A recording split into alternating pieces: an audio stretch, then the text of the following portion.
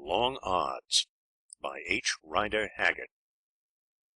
The story which is narrated in the following pages came to me from the lips of my old friend Allan Quatermain, or Hunter Quatermain, as we used to call him in South Africa. He told it to me one evening when I was stopping with him at the place he bought in Yorkshire. Shortly after that, the death of his only son so unsettled him that he immediately left England, accompanied by two companions, his old fellow voyagers, Sir Henry Curtis and Captain Good, and has now utterly vanished into the dark heart of Africa. He is persuaded that a white people, of which he has heard rumours all his life, exists somewhere on the highlands in the vast, still unexplored interior, and his great ambition is to find them before he dies. This is the wild quest upon which he and his companions have departed, and from which I shrewdly suspect they never will return. One letter only have I received from the old gentleman, dated from a mission station high up the Tana. It's a river on the east coast, about 300 miles north of Zanzibar. In it he says that they have gone through many hardships and adventures, but are alive and well, and have found traces which go far toward making him hope that the results of their wild quest may be a magnificent and unexampled discovery.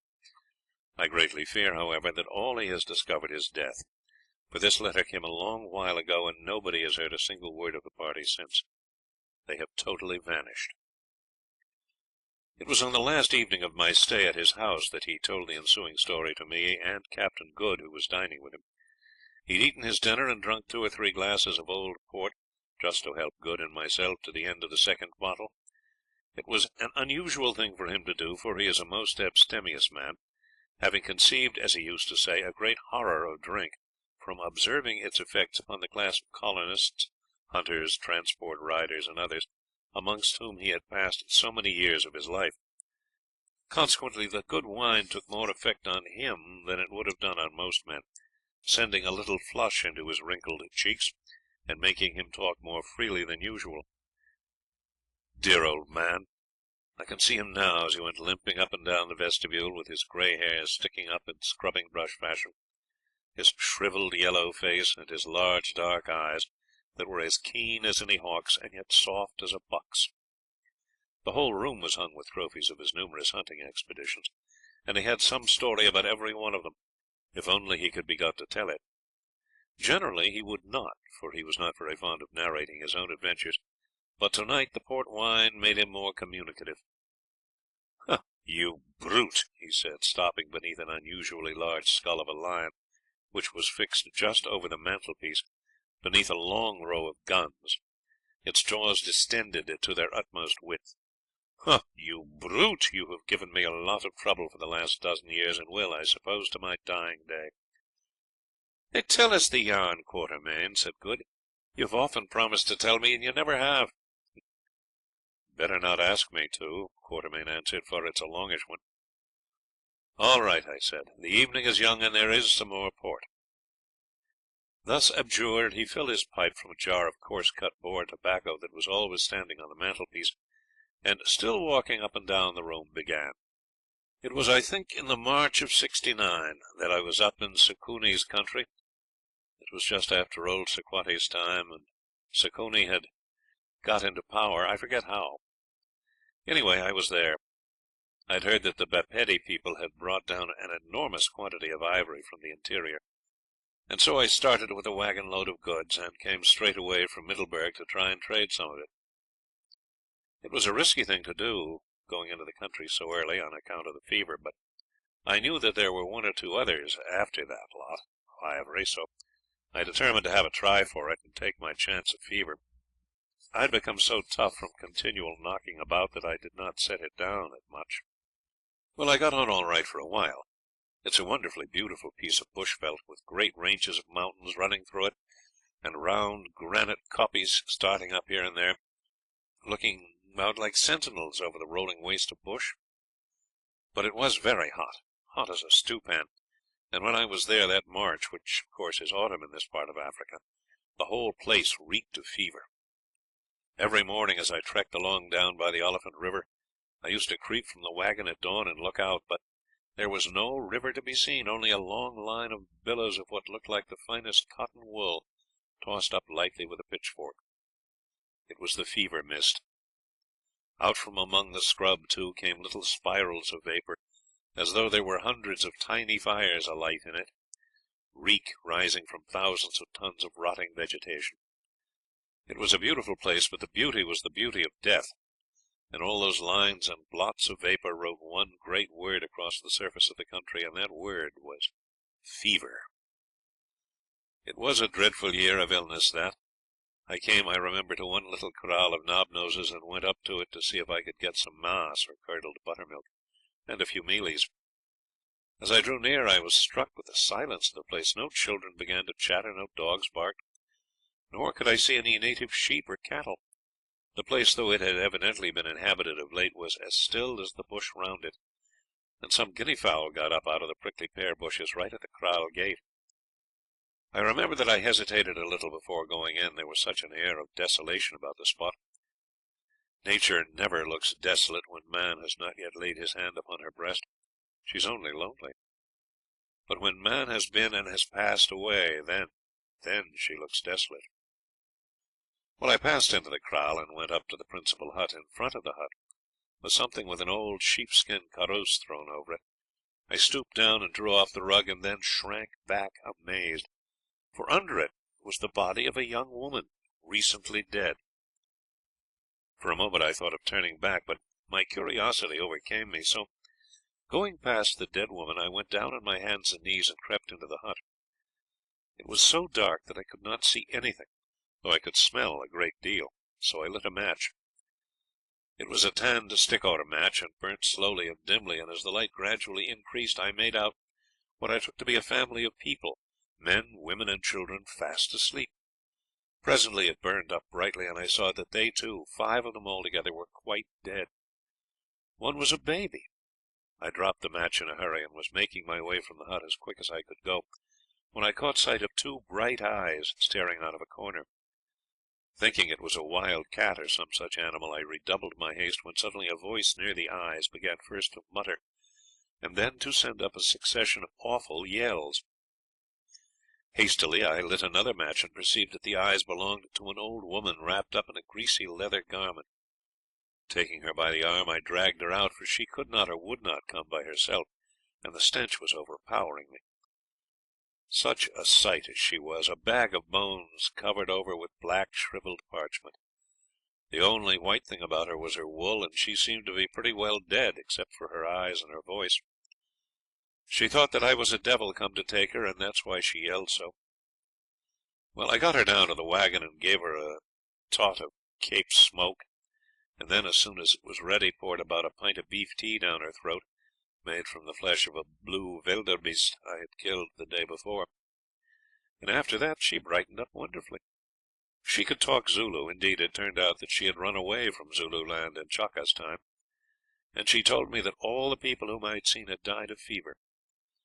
When they had died, the other inhabitants of the kraal had taken the cattle and gone away, leaving the poor old woman, who was helpless from age and infirmity, to perish of starvation or disease, as the case might be. She had been sitting there for 3 days among the bodies when I found her.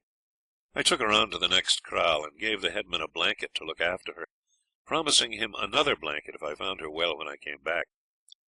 I remember that he was much astonished at my parting with 2 blankets for the sake of such a worthless old creature. "And why did I not leave her in the bush?" he asked. Those people carry the doctrine of the survival of the fittest to its extreme, you see. It was the night after I had got rid of the old woman that I made my first acquaintance with my friend yonder, and he nodded towards the skull that seemed to be grinning down at us in the shadow of the wide mantel-shelf. I had trekked from dawn till 11 o'clock, a long trek, but I wanted to get on, and had turned the oxen out to graze, sending the voorlooper to look after them, my intention being to inspan again about 6 o'clock, and trek with the moon till 10. Then I got into the wagon and had a good sleep till 2:30 or so in the afternoon, when I rose and cooked some meat and had my dinner, washing it down with a pannikin of black coffee, for it was difficult to get preserved milk in those days.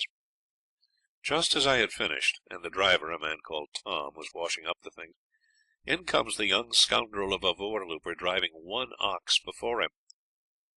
"Where are the other oxen?" I asked. "Course," he said, "course. The other oxen have gone away. I turned my back for a minute, and when I looked round again they were all gone except Captain here, who was rubbing his back against a tree." "You mean that you have been asleep and let them stray, you villain. I'll rub your back against a stick," I answered, feeling very angry, for it was not a pleasant prospect to be stuck up in that fever trap for a week or so while we were hunting for the oxen. "Off you go, and you too, Tom, and mind you don't come back till you have found them. They've trekked back along the Middleburg road and are a dozen miles off by now, I'll be bound. Now no words, go, both of you." Tom, the driver, swore, and caught the lad a hearty kick, which he richly deserved, and then, having tied old Captain up to the disselboom with a rein, they took their assegais and sticks and started. I would have gone too, only I knew that somebody must look after the wagon, and I did not like to leave either of the boys with it at night. I was in a very bad temper indeed, although I was pretty well used to these sorts of occurrences, and soothed myself by taking a rifle and going to kill something.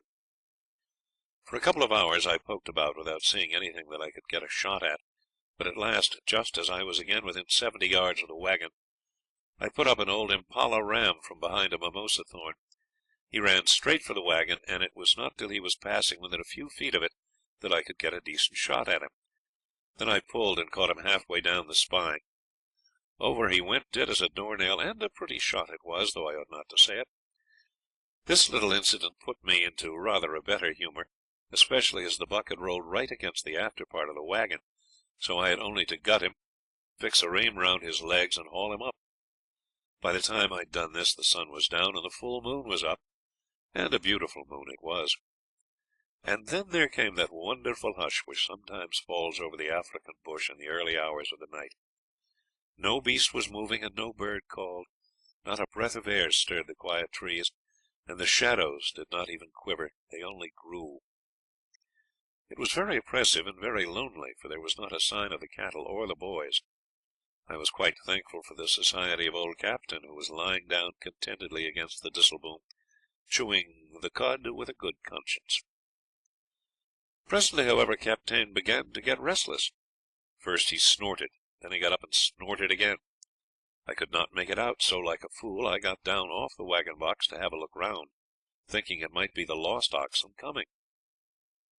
Next instant I regretted it, for all of a sudden I heard a roar and saw something yellow flash past me and light on poor Captain.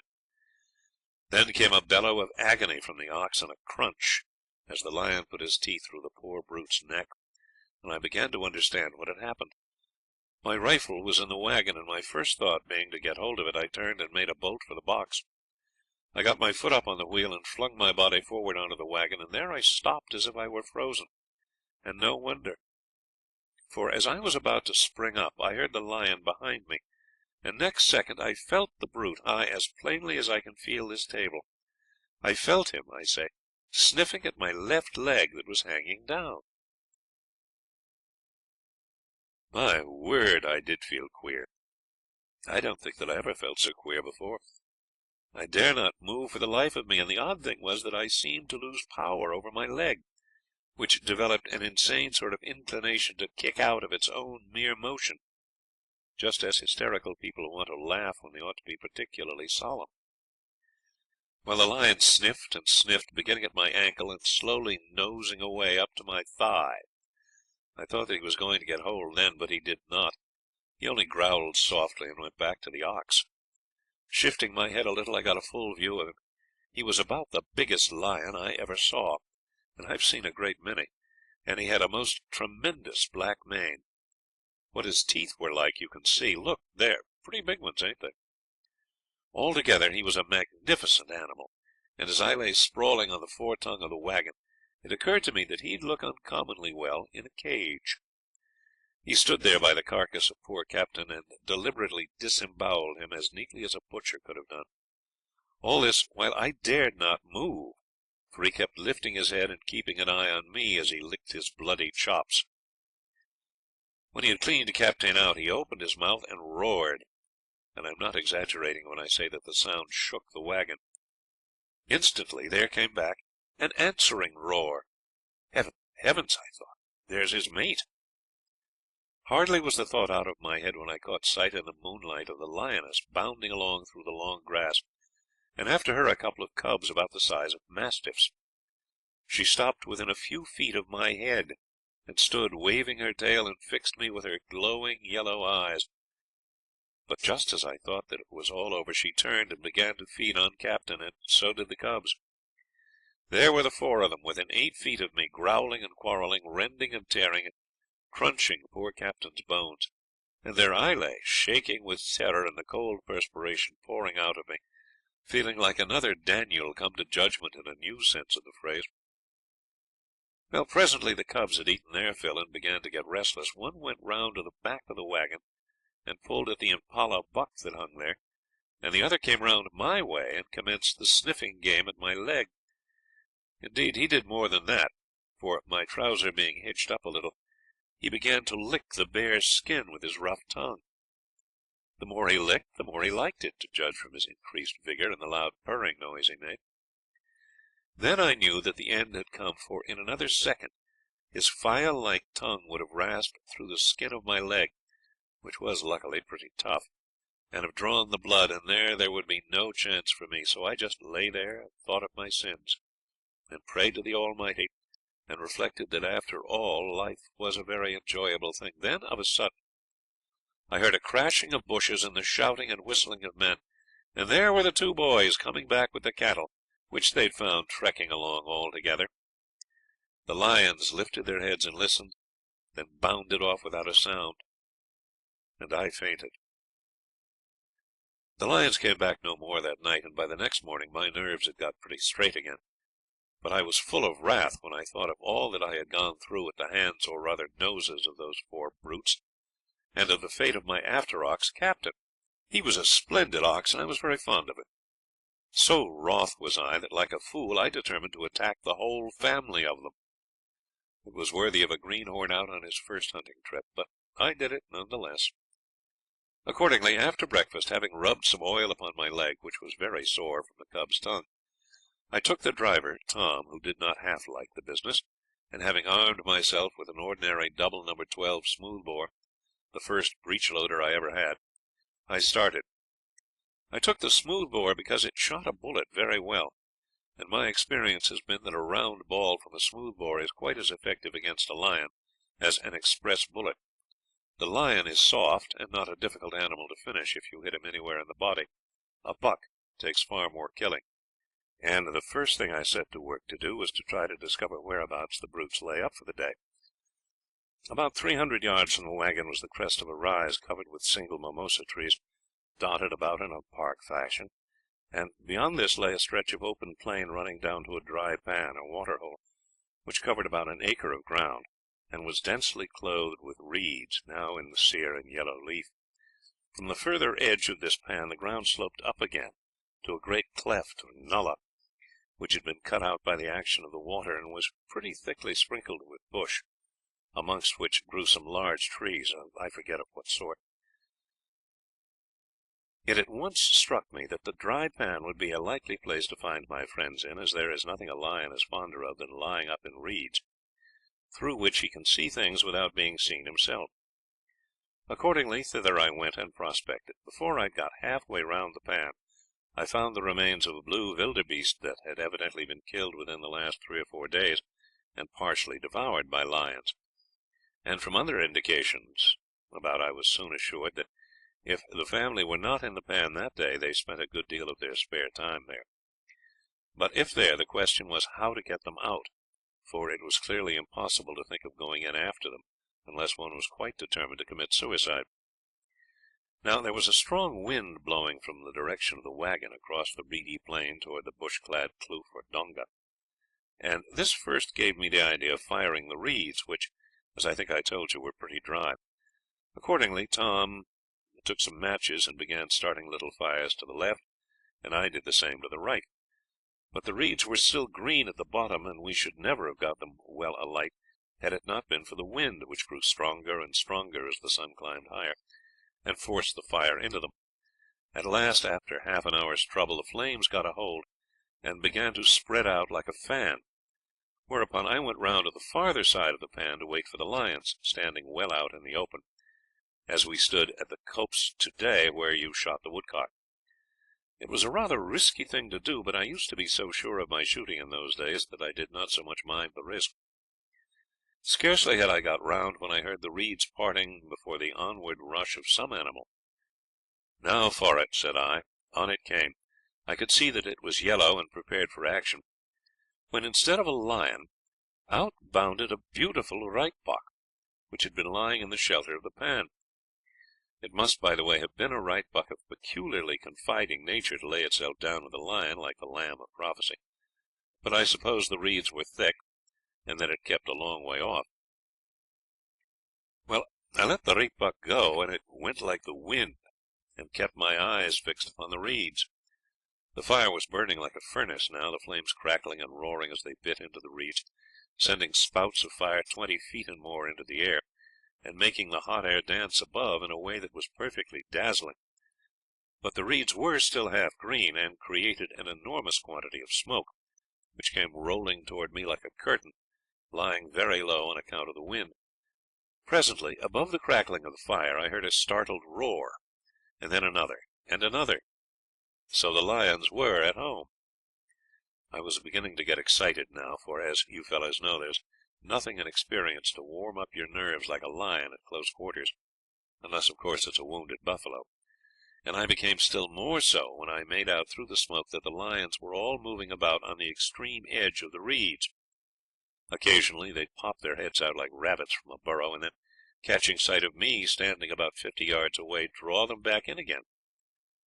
I knew that it must be getting pretty warm behind them, and that they could not keep the game up for long, and I was not mistaken, for suddenly all 4 of them broke cover together, the old black-maned lion leading by a few yards. I never saw a more splendid sight in all my hunting experience than those 4 lions bounding across the veldt, overshadowed by the dense pall of smoke and backed by the fiery furnace of the burning reeds. I reckoned that they'd pass on their way to the bushy kloof within, about 25 yards of me, so, taking a long breath, I got my gun well on to the lion's shoulder, the black-maned one, so as to allow for an inch or two of motion, and catch him through the heart. I was on, dead on, and my finger was just beginning to tighten on the trigger, when suddenly I went blind. A bit of reed ash had drifted into my right eye. I danced and rubbed, and succeeded in clearing it more or less just in time to see the tail of the last lion vanishing round the bushes up the kloof. If ever a man was mad, I was that man. It was too bad, and such a shot in the open. However, I was not going to be beaten, so I just turned and marched for the kloof. Tom, the driver, begged and implored me not to go, but though as a general rule I never pretend to be very brave, which I am not, I was determined that I would either kill those lions or they should kill me. So I told Tom that he need not come unless he liked, but I was going, and being a plucky fellow, a Swazi by birth, he shrugged his shoulders, muttered that I was mad or bewitched, and followed doggedly in my tracks. Well, we soon reached the kloof, which was about 300 yards in length, but sparsely wooded, and then the real fun began. There might be a lion behind every bush. There certainly were 4 lions somewhere. The delicate question was, where? I peeped and poked and looked in every possible direction, with my heart in my mouth, and was at last rewarded by catching a glimpse of something yellow moving behind a bush. At the same moment, from another bush opposite me, out burst one of the cubs, and galloped back toward the burnt pan. I whipped round and let drive a snapshot that tipped him head over heels, breaking his back within 2 inches of the root of the tail, and there he lay, helpless but glaring. Tom afterwards killed him with his assegai.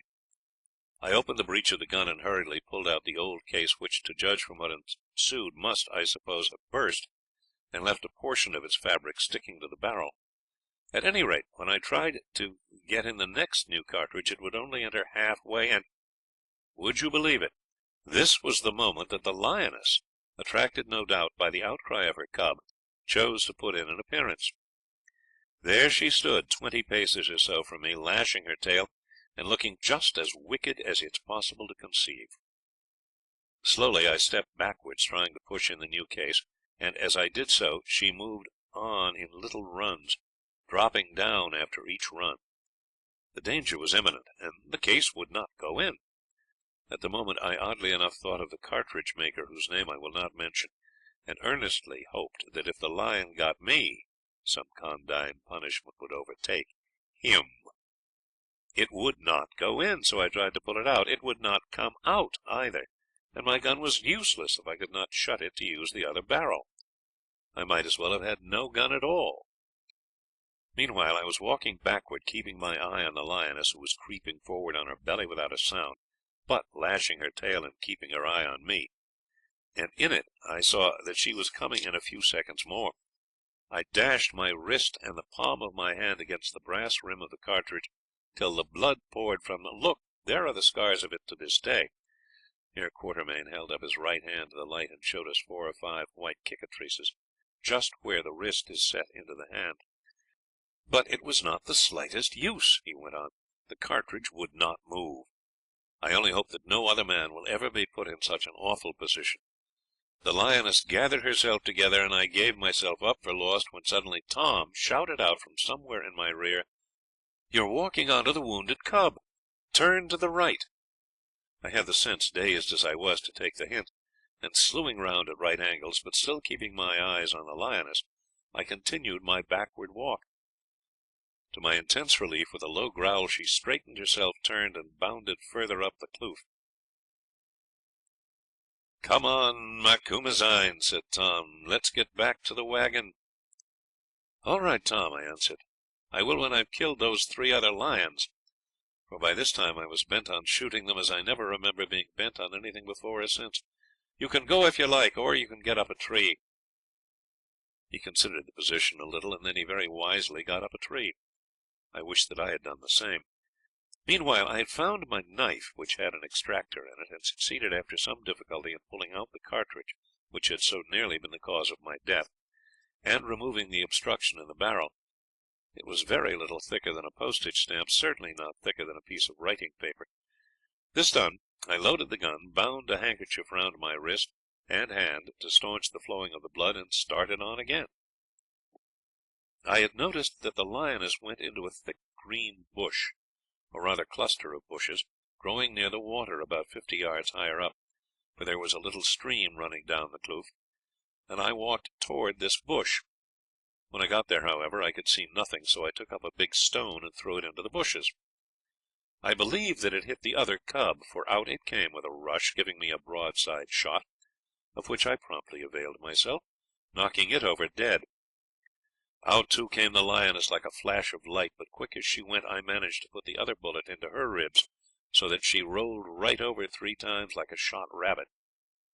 I instantly got 2 more cartridges into the gun. As I did so, the lioness rose again and came crawling toward me on her 4 paws, roaring and groaning, and with such an expression of diabolical fury on her countenance as I have not often seen.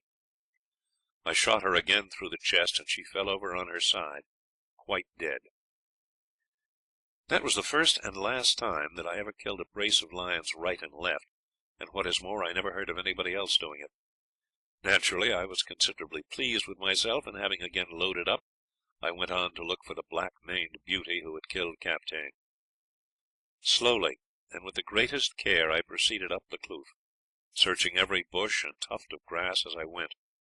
It was wonderfully exciting work, for I never was sure from one moment to another but that he would be on me. I took comfort, however, from the reflection that a lion rarely attacks a man. Rarely, I say. Sometimes he does, as you'll see, unless he's cornered or wounded. I must have been nearly an hour hunting after that lion. Once I thought I saw something move in a clump of tambouki grass, but I could not be sure, and when I trod out the grass I could not find him. At last I worked up to the head of the kloof, which made a cul-de-sac. It was formed of a wall of rock about 50 feet high. Down this rock trickled a little waterfall, and in front of it, some 70 feet from its face, rose a great piled-up mass of boulders, in the crevices and on the top of which grew ferns, grasses, and stunted bushes. This mass was about 25 feet high. The sides of the kloof were also very steep. Well, I came to the top of the nullah and looked all around. No signs of the lion. Evidently I had either overlooked him further down, or he had escaped right away. It was very vexatious. but still 3 lions were not a bad bag for one gun before dinner, and I was fain to be content. Accordingly I departed back again, making my way round the isolated pillar of boulders, beginning to feel, as I did so, that I was pretty well done up with excitement and fatigue, and should be more so before I had skinned those 3 lions. When I had got, as nearly as I could judge, about 18 yards past the pillar or mass of boulders, I turned to have another look around. I have a pretty sharp eye, but I could see nothing at all. Then, on a sudden, I saw something sufficiently alarming. On the top of the mass of boulders, opposite to me, standing out clear against the rock beyond, was the huge black-maned lion. He'd been crouching there, and now arose as though by magic. There he stood, lashing his tail, just like a living reproduction of the animal on the gateway of Northumberland House that I have seen in a picture. But he did not stand long. Before I could fire, before I could do more than get the gun to my shoulder, he sprang straight up and out from the rock, and, driven by the impetus of that one mighty bound, came hurtling through the air toward me. Heavens, how grand he looked, and how awful! High into the air he flew, describing a great arch. Just as he touched the highest point of his spring, I fired. I did not dare to wait, for I saw that he would clear the whole space and land right upon me. Without a sight, almost without aim, I fired, as one would fire a snap shot at a snipe. The bullet told, for I distinctly heard its thud above the rushing sound caused by the passage of the lion through the air. Next second I was swept to the ground. Luckily I fell into a low creeper-clad bush, which broke the shock, and the lion was on the top of me, and the next those great white teeth of his had met in my thigh. I heard them grate against the bone. I yelled out in agony, for I did not feel in the least benumbed and happy like Dr. Livingstone, whom, by the way, I knew very well, and gave myself up for dead. But suddenly, at that moment, the lion's grip on my thigh loosened, and he stood over me, swaying to and fro, his huge mouth, from which the blood was gushing, wide open. Then he roared, and the sound shook the rocks. To and fro he swung, and then the great head dropped on me, knocking all the breath from my body, and he was dead. My bullet had entered in the centre of his chest, and passed out on the right side of the spine, about halfway down the back. The pain of my wound kept me from fainting, and as soon as I got my breath I managed to drag myself from under him. Thank heavens his great teeth had not crushed my thigh bone, but I was losing a great deal of blood, and had it not been for the timely arrival of Tom, with whose aid I loosened the handkerchief from my wrist and tied it round my leg, twisting it tight with a stick, I think that I should have bled to death. Well, it was a just reward for my folly in trying to tackle a family of lions single-handed. The odds were way too long. I have been lame ever since, and shall be to my dying day. In the month of March the wound always troubles me a great deal, and every 3 years it breaks out raw. I need scarcely add that I never traded the lot of ivory at Skukuni's. Another man got it, a German, and made £500 out of it after paying expenses. I spent the next month on the broad of my back, and was a cripple for 6 months after that. Well, now I've told you the tale, so I'll have a drop of Hollands and go to bed. Good night to you all. Good night. End of recording. End of Long Odds by H.